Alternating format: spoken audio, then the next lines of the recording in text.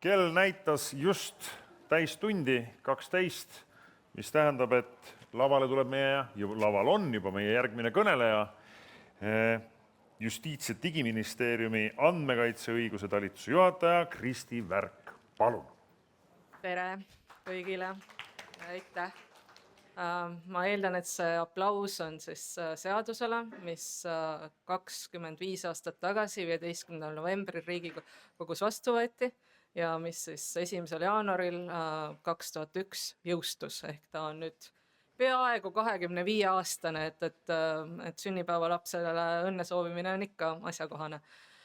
Mina olin siis 25 aastat tagasi just toonasesse Justiitsministeeriumisse tööle asunud.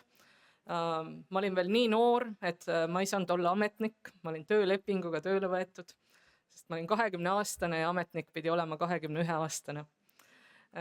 Ma mäletan seda aega, kui see seadus tõesti meile niimoodi lauale sinna tuli ja toona ta tundus selline kergelt mütoloogiline, et mis nüüd kõik toimuma hakkab ja mida see kõik tähendab. Ja mul on tunne, et nende 25 aasta jooksul on need müüdid selle seadusega nagu ikkagi kaasas käinud. Et ehkki seadusandja tahe või kui me räägime õiguskeelest ja seadusandjast ja seadustest, siis see peaks olema selline eesmärk peaks olema ju selles, et me kõik saaksime sellest asjast ühtemoodi aru ja oskaksime seda hästi rakendada, siis eks me ikka teame, et päris elu teinekord mängib kaasa sellele, et arusaamine on erinev. See on ka paljuski tingitud asjaolust, et inimesed on erinevad, me saamegi asjadest erinevalt aru ja nagu täiuslikku tõde päris, kuigi me selle poole tahame ju alati püüelda, sest seda saavutada päris ei ole võimalik, aga me teeme siis endast parima, et siis neid müüte veidi kummutada ja seda selgust rohkem luua. Aga selle sissejuhatuse lõpuks ja asudes nüüd oma ettekande juurde, olen mina teinud täna valiku 4 müüdist. See on täiesti subjektiivne valik, see ei pretendeeri mingisugusele objektiivsusele. Minu enda isiklik valik nendest müütidest, mis minule nende 25 aasta jooksul, mis ma olen avaliku teenistusega seotud olnud ja nüüd eriti veel viimase 3 aasta jooksul, kui ma olen tõesti ise pidanud hoidma avaliku teabe seaduse heal käelkäigul silma peal ja selles valdkonnas õiguspoliitilisi otsusteid aitama kujundada, siis on mulle lihtsalt tähelepanu alla jäänud. Ja esimene müüt, mis mulle siin-seal ikka ette tuleb, on see, et väidetakse, et juurdepääsu piiranguga teave ei ole avalik teave. Ma püüan mõista, miks see nii on ja see ilmselt käib juba kaasas sellega, et kui me ütleme välja sõna avalik teave, siis kuidas saab olla nii, et mingi asi, millel on juurdepääsu piirang peal, et see ju ei ole avalik. Et täiesti arusaadav. Aga kui me vaatame seaduse teksti ja seaduslooja tahet, siis seaduslooja on ütelnud, et avalik teave on igasugune teave, mida luuakse põhimõtteliselt avaliku sektori asutuse poolt oma ülesannete täitmise käigus. Et see hõlmab nii seda teavet, mis on juurdepääsu piiranguga, kui ka seda teavet, millel seda juurdepääsu piirangut peale pole pandud. Et kõik see on avalik teave. Ja veelgi rohkem, et kui me siin loeme seda seadust, siis me näeme seda, et see teave on siis mõeldud, avalik teave on ju mõeldud üldiseks kasutamiseks, eks ole, et see on sealt seaduse mõttest välja tuleb. Ja see küsimus viib mind kohe ka järgmise müüdi juurde, mis ma näen, et tegelikult siin minu arvates õhus hõljub, on see, et juurdepääsu piiranguga teabele üldse juurde ei pääse. Me näeme ja kui me siin viimastel aastatel viisime avaliku teabe seaduse analüüsi läbi,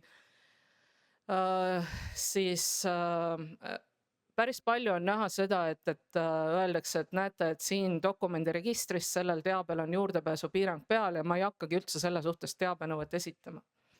Et kuna juurdepääsupiirang peal on, ega mulle seda niikuinii välja ei anta. Kui me nüüd läheme vaatama seda, et mida näiteks on öelnud ka Riigikohus, kelle poole me ikka pöördume, kui me tahame seaduses siis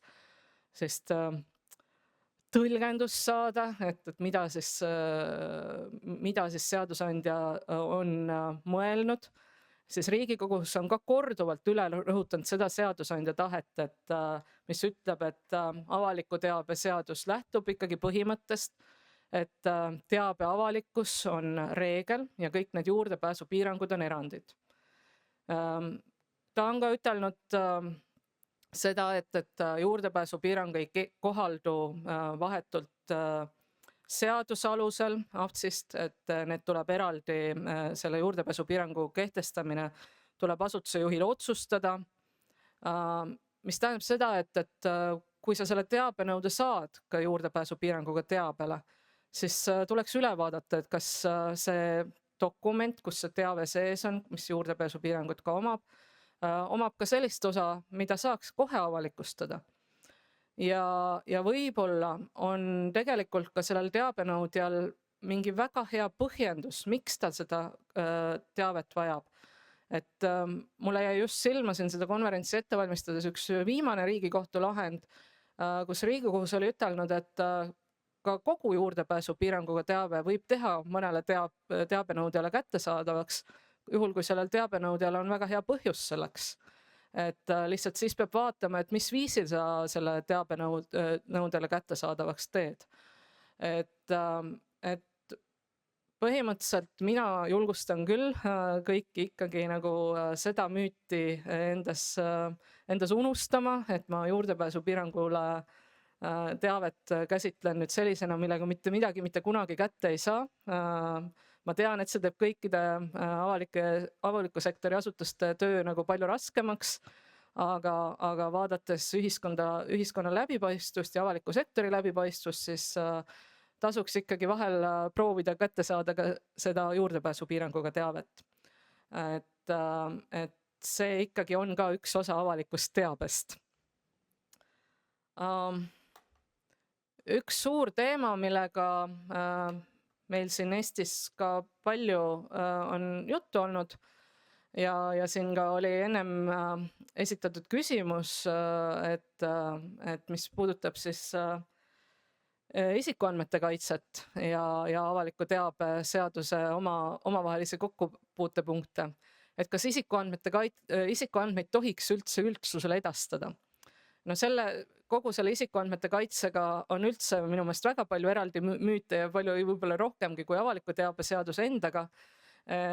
Aga kuna seda valdkonda reguleerib nii palju Euroopa õigus meil siin, mitte ainult tegelikult Euroopa Liidu õigus, vaid ka Euroopa Nõukogust tulev õigus, siis ma siiski praegu vaatan kõige rohkem Euroopa Liidu poole, sest et see on meil kõige tuttavam koht viimaste aastate jooksul ICÜMi ehk GDPR-i näol ja et mida siis läbi aegade Euroopa Kohus on ütelnud selle kohta, et kas isikuandmeid saab üldsusele suunata ehk siis anda niimoodi välja, et mitte kellegi käest ei küsita, miks pärast sa selle teabega tutvuda tahad või mitte. Ja minu meelest kui me nüüd vaatame neid kohtuotsuseid, siis kohus on seadnud täiesti sellise võimaluse küll, et ta on korduvalt ütelnud oma lahendites seda, et üldsuse suunamine on täiesti võimalik, et see ei ole olnud ICÜMi eesmärk, et isikuandmed kõik peavad täiesti olema avaliku sektori poolt kinni pandud, aga ta on seadnud ka kriteeriumid selleks, et kuidas seda andmete avaldamist lubavates õigusaktides siis see sätestada. Sest ühesõnaga kohus ikkagi näeb seda üldsusele suunamist, isikuandmete üldsusele suunamist riivena, nii andmekaitse vaatest kui ka siis eraelu puutumatuse vaatest ja seda riivet saab siis põhjendada ainult seaduse alusel. Ja põhimõtteliselt nõuab ta sinna juurde alati siis kaalumist, kas selline riive on põhjendatud ja proportsionaalne või mitte. Juristid teavad väga hästi, mida tähendab proportsionaalsuse test, et kes on juristiks õppinud, siis riigiõiguse kursus on tavaliselt bakalauruses esimesel poolaastal tuleb läbida ja õpetatakse seal ka proportsionaalsust hindama igasugustel sätetel. Et need teadmised tuleb nüüd tagataskust välja võtta ja kui ikkagi on küsimus sellest, et kas mõned isikuandmed seaduse alusel tuleks üldsusele suunata, siis see test tuleks ka läbi viia. Nii et siis on võimalik küll. Pean küll ka kahetsusega või pean ka mainima, et kui Euroopa Kohus on neid hinnanud, neid eri liikmesriikidest tulnud sätteid, kus on lubatud isikuandmeid üldsusele suunata, siis üldjuhul on ta leidnud, et see riive ei ole olnud õigustatud. Ma tean ainult ühte kaasust, kus Euroopa Kohus on leidnud, et see riive on olnud õigustatud, et niimoodi üldsusele isikuandmeid suunata, kus ei ole taga siis küsimust, et miks te nende isikuandmetega tutvuda tahate. Et see kaasus oli seotud äriregistrites andmete avalikustamisega. Ja see viib mind ka 4. müüdini, mis siin Eesti õiguses on väga pikalt levinud olnud, et mis ei ole küll otseselt seotud võib-olla avaliku teabe seadusega, nagu ma kohe näitan, aga isikuandmete avalikustamine on õiguslik alus nende uuele töötlemisele.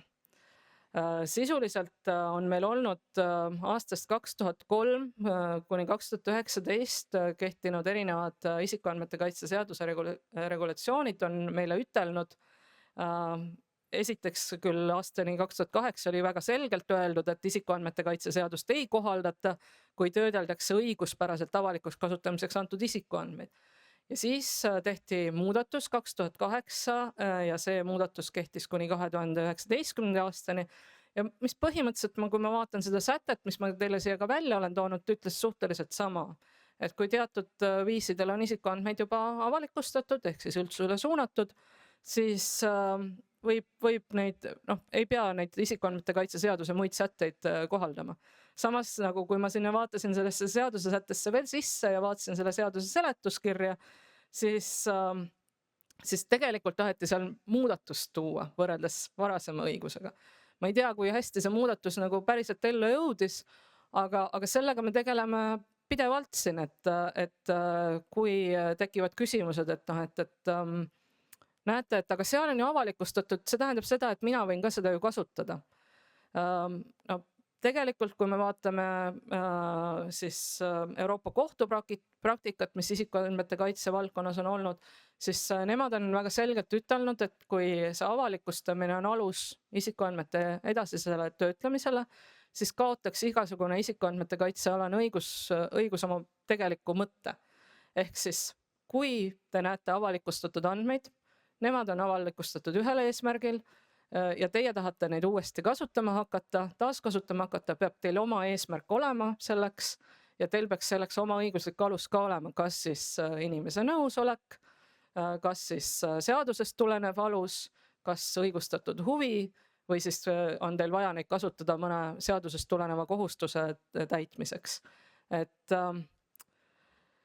Et see ei ole ainult sellisele järeldusele ei ole jõudnud ju ainult Euroopa Kohus, et ka see Riigikohus on seda sama põhimõtet öelnud ja juba 2012. aastal, et ühest küljest ma saan aru, et seadus võis tekitada segadust, seaduse säte võis tekitada segadust, et see on nüüd hea näide sellest, et kus seaduse keel peab olema võimalikult täpne, et see mõte, mis tegelikult seadusesse oli kirja pandud, sa ka päriselt praktikas rakendamist leiaks ja ei tekiks suuri müüte juurde.